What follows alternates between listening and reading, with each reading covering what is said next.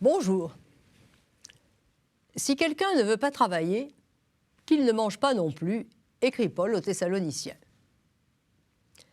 Jean-Jacques Rousseau, Marx, Lénine, Margaret Thatcher et tant d'autres ont utilisé cette sentence pour fonder la société sur le travail.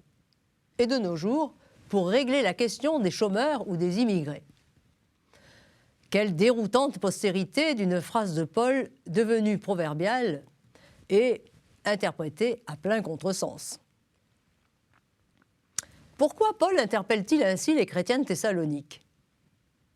Parce qu'ils se dérobent au travail sous prétexte que le retour du Seigneur est imminent. En fait, ils participent de la mentalité gréco-romaine qui méprise souverainement les métiers artisanaux, qui même condamnent le travail.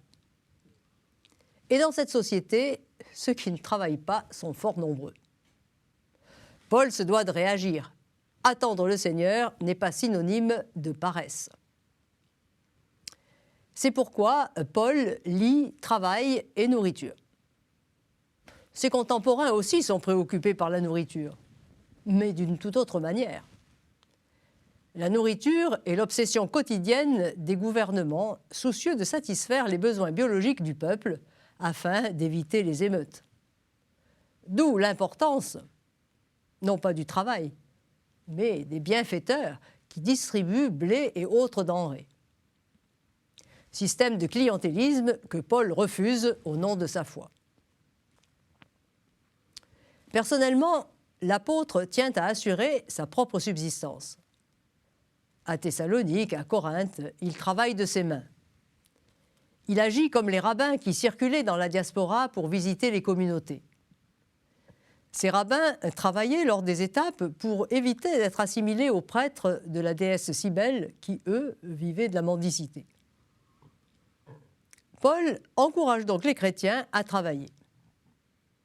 Quand nous étions près de vous, dit-il, nous vous donnions cette règle. Si quelqu'un ne veut pas travailler, qu'il ne mange pas non plus. Attendre le Seigneur ne consiste pas à fuir la condition humaine. Il s'agit de rendre témoignage au Christ dans le temps présent, par un engagement personnel et social, dans le plus humble quotidien, et notamment dans le travail, en prenant le contre-pied des mentalités ambiantes. La récupération que les politiques ont fait de la phrase de Paul montre son impact. Mais ils ont oublié que pour Paul, le travail n'a de valeur que s'il s'accompagne de ce qu'il appelle la croissance de l'amour de chacun pour les autres. Tout un programme bien loin des planifications économiques.